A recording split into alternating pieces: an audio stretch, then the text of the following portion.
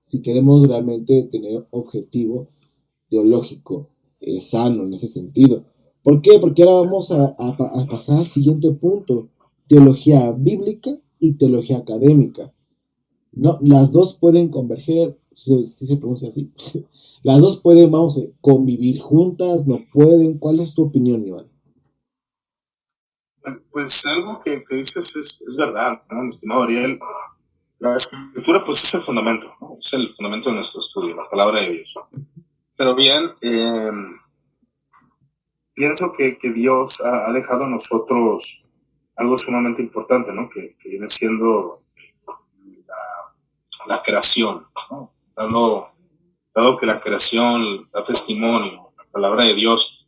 Es decir, yo veo la creación y veo, obviamente, algo bien sencillo, veo lo creado, veo lo que Dios ha generado, pero cuando veo la escritura me explica quién es ese creador.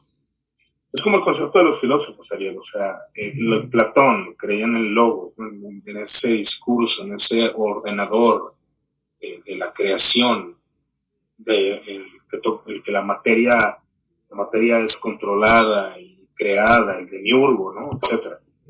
Entonces, cuando los padres iban a las escrituras, lo que ellos decían, bueno, es que tú tienes un concepto de logos, que el logos es el discurso ordenador, la sabiduría de Dios que creó las cosas, la sabiduría del demiurgo, la sabiduría de ese primer principio que genera todas las cosas.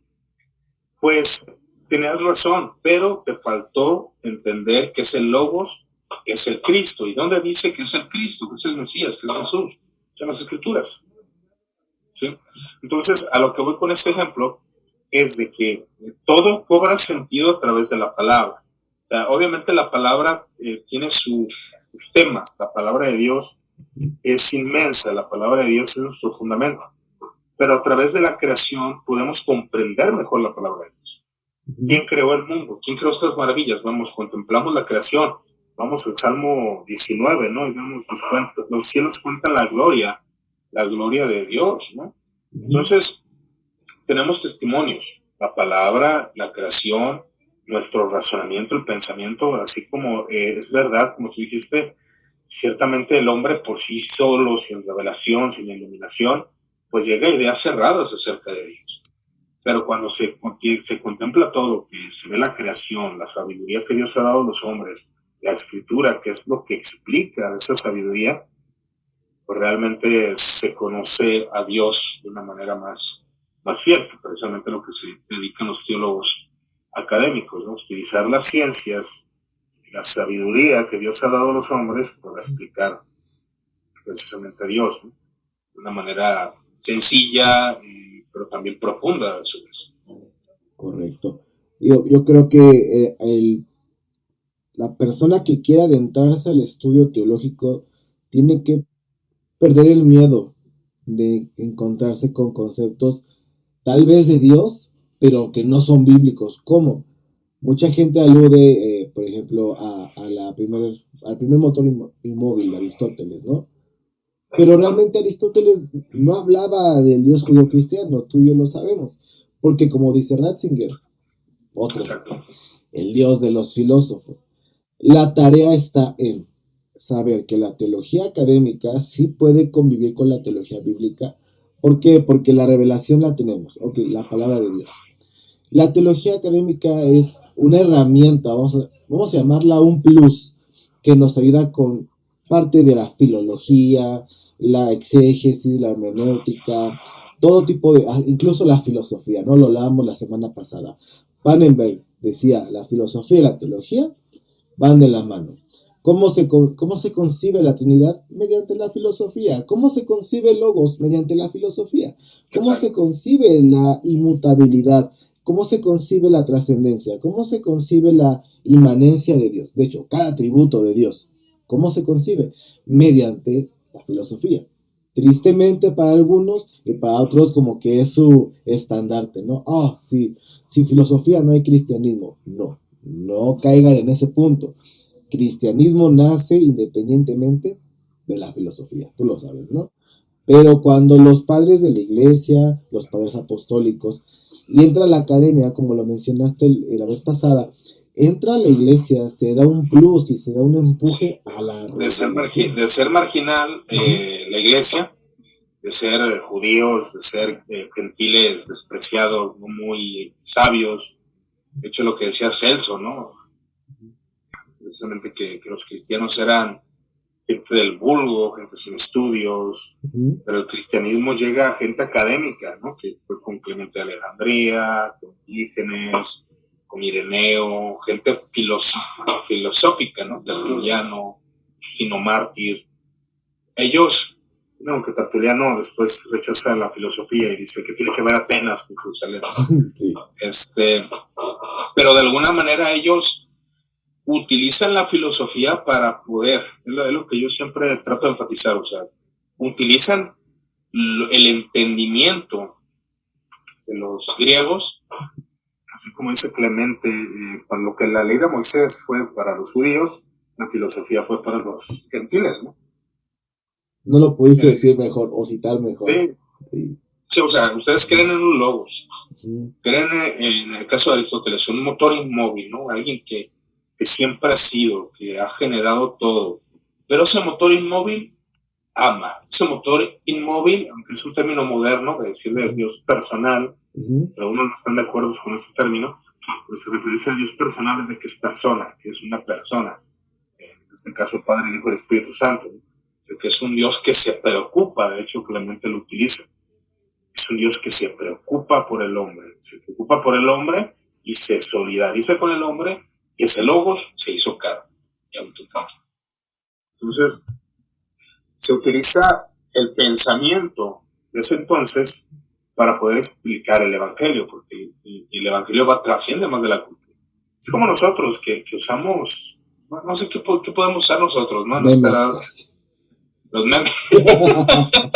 Bueno, yo me refiero a un pensamiento, no sé, es que sería, por ejemplo, la modernidad, que nosotros tratamos de explicar a Dios a través de lo que conocemos de la cultura, ¿no? Ok, entiendo. Nosotros, comúnmente, pues, Jesús te ama, ¿no? El Jesús te ama tiene una cuestión muy moderna de la escasez de amor y de la falta de amor propio que se tiene últimamente en los seres humanos, que siempre ha existido, ¿no? Pero se trata como de explicar a Dios a través de algo, a través de un sentimiento, a través de una vaciedad, a través de la vivencia, la experiencia de las personas. Es muy común que el drogadicto diga, Dios me sacó de las drogas, y etcétera, que no está mal, porque es una experiencia, es con base al conocimiento que tiene la gente. Cuando ven que hay un poder más sublime, más poderoso, que fue capaz de sacarme de las drogas, pues eso los dirige a Dios. Bueno, era el caso lo mismo con los filósofos. Claro. Ustedes comprenden que hay un Dios trascendente, el Dios de Plotino, ¿no? El uno, un Dios generador, el Dios de Aristóteles, el motor inmóvil.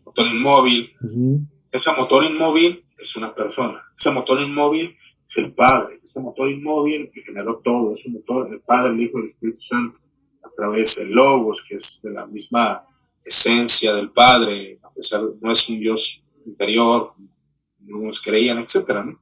Entonces, se trata de usar la filosofía. Pablo lo hizo. Recordemos cuando llegó a Atenas, ¿no?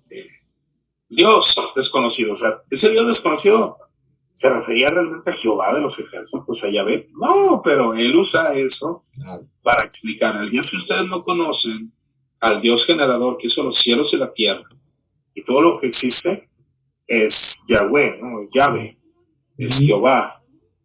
Entonces él explica el Evangelio a través de eso. Claro. Él utiliza, son medios. Exacto, dice el punto, medios, porque muchos acusan a Pablo. Pablo no era filósofo. En efecto, Pablo no era filósofo, era judío, ¿no? De los picudos. Pero lo que hace Pablo, usa la cultura, usa la jerga filosófica para poder presentarles a este Dios desconocido, ¿no? Y creo que eso debe ser parte del cristiano al convivir con teología académica y con teología bíblica. El cristiano como tal, porque no hablo de uno creyente, no, un cristiano. Tú que me escuchas que eres cristiano, que quieres abarcar más en las escrituras, partes de una verdad, las escrituras, la Biblia, ok. ¿Le vas a sumar la teología académica? Sí, pero no vas a ser tan adepto o darle como el absolutismo de la verdad a la teología académica, porque realmente yo lo veo de esta manera: la teología académica, al estar libre de una confesión de fe, está libre de tergiversar cualquier cosa. Por ejemplo, ese un testimonio real. Estaba leyendo el libro de Siki Barrett de la Trinidad en la tradición sinóptica. No, el Espíritu Santo en la tradición sinóptica. Siki Barrett hace una muy buena apología sobre la concepción virginal de Jesús ante los otros mitos, ¿no?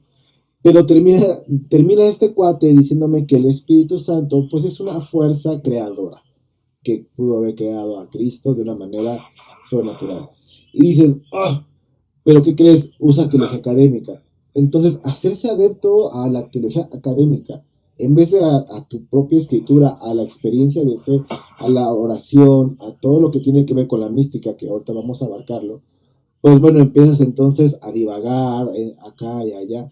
Tampoco se trata de satanizar, ¿no? Como que no toques un libro de Bullman, no toques un libro de Kant, no toques un libro de Schopenhauer porque te van a confundir.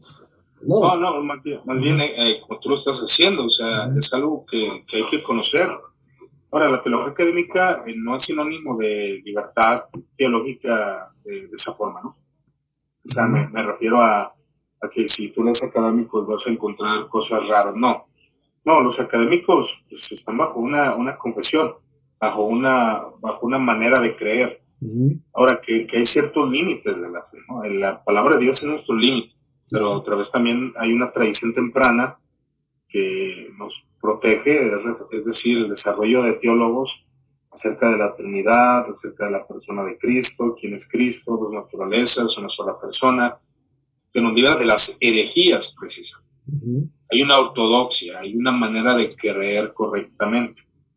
Ahora hay gente que se le conoce como heterodoxa, pero ciertamente teólogos académicos se les va a aprender algo. O sea, independientemente de quiénes sean, hay un conocimiento, hay cosas buenas. De hecho, lo que hacen los académicos ortodoxos es que leen los libros de teólogos liberales, por así decirlo, los leen y dicen, esto está correcto, esto no. O sea, ese es un principio para quien quiera leer teología no solamente reformada, o no solamente luterana, o no solamente pentecostal, que vean bajo un marco de la ortodoxia y de la historia, ¿sí? Correcto. Y eso se necesita conocer por parte porque todos tenemos una confesión de fe, todos tenemos una manera de creer.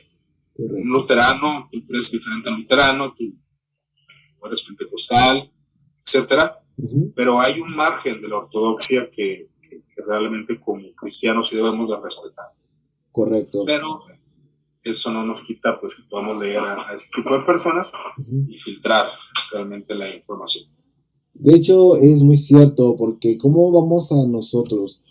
No me pongo el sombrero de apologeta porque no me considero apologeta, pero sin embargo me considero alguien que tiene que estar, ¿cómo llamarlo?, a las vivas de lo que sucede en cuestiones antropológicas, sociales, en mi entorno eclesiástico. ¿Por qué? Porque la teología de las muertes de Dios, lo platicábamos la vez pasada, ya entró, o sea, está muy en auge, y lo vemos con tiliches, lo vemos con otras páginas de Facebook, que dan la libertad de dar este tipo de teología. Y mucha gente se espanta, como también te mencionaba. Dios no puede morir, no muere Dios. Es filosófico, un término filosófico que se aplica a la sociedad. El mundo no ocupa un Dios y el cristianismo pasa solamente a ser una práctica filosófica de muy buena voluntad, ¿no? Pero mucha gente en púlpitos lo predica aunque no confiese que Dios ha muerto para ellos. ¿En qué sentido? Claro. Con el positivismo de tú puedes y que tú declaras y que Dios quiere mejor para ti solamente. De hecho, algo así lo posteaste en un dado caso, me acuerdo que ya fue, que Dios tiene algún plan para ti, algo así pusiste. Sí, Dios tiene un plan maravilloso para tu vida. Exacto, ¿no? Cuando llenas a la gente de esta espuria teología, realmente estás matando a Dios. ¿En qué sentido? Separándolo. ¿De qué? De tu predicación. Lo estás separando de tu teología y estás Claro. cayendo una vez más al modernismo, otra vez. Sí, estás alejando al Dios persona, Ujú. Dios personal, o al Dios, digamos, las tres personas de la Trinidad. Estás apartando nuestra ética, nuestra moral, nuestra vivencia, nuestra práctica, vivir bajo el régimen de Dios, que es lo que Friedrich Nietzsche, a fin de cuentas, se refería con la muerte de Dios. Claro. La sociedad no necesita a Dios. La sociedad ha matado a Dios. La sociedad vive bajo sus propios parámetros. Claro. Y esa es la muerte de Dios, no que Nietzsche haya matado a Dios, de que Dios murió, no. Se refiere a eso, que la sociedad se ha alejado de Dios. La sociedad ha buscado otros medios que no sea Dios. Correcto. Eso hasta produce miedo. De hecho, Frederick es teólogo. Sí, lo volvió profeta. Sí, de hecho, pues estudió en un seminario luterano.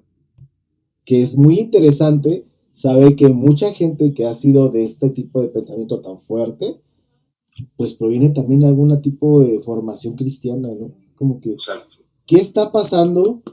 Que o no preparan a la gente o no los están capacitando para lo que viene, es decir, te vas a encontrar con filosofía de esta manera, te voy a preparar para que no caigas en ello, léelo, ok, léelo, pero como dijiste tú, cólalo, filtralo y ocúpalo No, para es bueno Dios. leerlo. Uh-huh. Por ejemplo, tengo libros de Friedrich Nietzsche, ¿no? Estaba leyendo el de Así habló Zaratustra, Uh-huh. Y otros, el Anticristo. ¿Por qué? Porque puedes comprender el pensamiento de estos hombres. Y más, vuelvo a insistir, si tú, quien me escucha, o tú, mi estimado Ariel, que yo sé que sí, eres una persona estudiosa, pues más dan los libros, bueno, este es audio, pero tiene sus libros atrás. Realmente es necesario. ¿Por qué? Porque nosotros estamos desarrollando pensamiento. Claro. Estamos viendo ¿con qué nos estamos enfrentando? Que el posmodernismo, ¿con quién se está enfrentando? Uh-huh. Bueno, con el fracaso del modernismo. El posmodernismo está en redefinición. Claro. Nosotros como en esta vivencia, estamos viviendo bajo el posmodernismo. Uh-huh. Y realmente necesitamos conocer la fuente de los pensamientos. ¿Por qué el hombre es tan individualista? ¿Por qué el hombre cree que puede construir su propia moral? ¿Por qué el hombre cree que por él mismo y no por la iglesia, ni por el espíritu, ni por Dios, la iglesia no es nada para él? Uh-huh. Entonces, ¿de dónde procede eso? Bueno, pues el pensamiento individualista, modernista de la filosofía moderna, ¿no? Claro. Entonces, eso es lo que nosotros, como estudiantes de teología y filosofía, pues llegamos a esas conclusiones. Uh-huh. Y entender y leer posturas académicas nos va a dar luz de saber qué pensamiento ilustrado tiene tal autor o qué tendencia ahora bajo la ilustración se está hablando de Dios, ¿no? Lo hablamos la vez pasada. La palabra existencia para Pautili, que es una cosa, para Hegel es otra cosa, para Heidegger es otra cosa, y para la ilustración, si lo ves, lo tocas, existe, si no, no existe. Dios es espíritu. Pero te pueden decir, pero ¿y Jesucristo? Bueno, nosotros entendemos a Jesús como Dios porque ya estamos como aceptando la noción de un ser máximamente perfecto que se encarnó. Pero aquellos que se niegan a creer en Cristo, principalmente como Dios, cuando llega una definición de existencia con base a la ilustración, para ellos es muy coherente. Dios no existe porque Dios es un espíritu. Y no lo puedes ver, no lo puedes tocar. Exactamente. Y el argumento del aire es malo. Sí. Malísimo. Eso es como el aire. Sí. No, y tú has dado con el clavo, es un pensamiento modernista, o sea, una mente modernista no cree en espíritus, no cree en demonios, no cree en ángeles, y de hecho la teología, de alguna manera, liberal, fue influenciada por el modernismo, por el pensamiento de Descartes, acerca de la razón universal, es decir, que con la razón puedo obtener todo, o sea, mi razón es suficiente para comprender todo. No. Hay muchos problemas en la razón, hay muchos limitantes en la razón, sesgos cognitivos, influenciados por factores externos. No es verdad que con nuestra propia razón podemos llegar a grandes cosas, no hay límites en la razón. Claro. Y lo que el pensamiento medieval y cristiano ha creído, ¿no? Necesitamos una ilustración, una verdadera ilustración, una verdadera iluminación que viene por la gracia y el Espíritu Santo. la palabra de Dios. Claro, exacto. Y cuando se tiene este concepto de ilustración es cuando empieza a desmitologizar la Biblia, aunque la palabra Exacto. mito, luego lo trataremos, pero la palabra dice, no, es que esto tiene mito, es espurio, es que la palabra está llena de mitos, Jesús no fue Dios, o Jesús nunca multiplicó, o nunca resucitó, la resurrección. Es una analogía, ¿no? O sea, Exacto. ahí se trata, por ejemplo, cuando leemos, este género no sale sino con oración y ayuno, no, se refiere al sentimiento humano y no, o sea, que es oración y ayuno, o sea, no hay mucho que explicar, o sea, ora y ayuna, hacerte alimentos, ¿no? O sea, no hay mucho que explicar, nomás que la mente moderna quiere, explícame eso, quiero entender, quiero de manera empírica, ¿no? De manera comprobable, demuéstrame que hay demonios. ¿Cómo te lo demuestro? Claro, se pasó de un fundamentalismo bíblico a un fundamentalismo racional. Es como lo veo yo. O sea, ya no es como que la razón lo tiene que hacer todo. No te puedo explicar todo por la razón, lo acabas de decir. Los sesgos cognitivos son muy difíciles de explicar por la razón. Sí. ¿No? Sí, o sea yo puedo leer un texto de una forma y tú de otra. O sea, porque tenemos sesgos cognitivos. Claro. Es decir, yo podía tomar, por ejemplo, un libro, ahí tienes un libro de los padres, ese naranja que tienes ahí, no, ¿verdad? No, bueno, los padres los tengo en PDF, perdónenme. Bueno, por ejemplo, yo puedo tomar, por ejemplo, el libro de la penitencia de San Ambrosio de Milán y decir que San Ambrosio habla de, no sé, acerca del bautismo, ¿no? Yo leo el bautismo, San Ambrosio, el bautismo, dice esto, y dice, qué bien. Yo me imagino a San Ambrosio que tenía la práctica de bautizar en gente mayor, como nosotros lo hacemos. No, él bautizaba infantes, él tenía el paidobautismo, ¿no? Es un ejemplo tal vez un poco simplista, pero lo que me refiero es de que si tú no lees a un personaje con ayuda de diferentes métodos, tus sesgos cognitivos te van a llevar a interpretar a una persona, una teología, o aún la misma Biblia, como tú crees que es, pero no es así.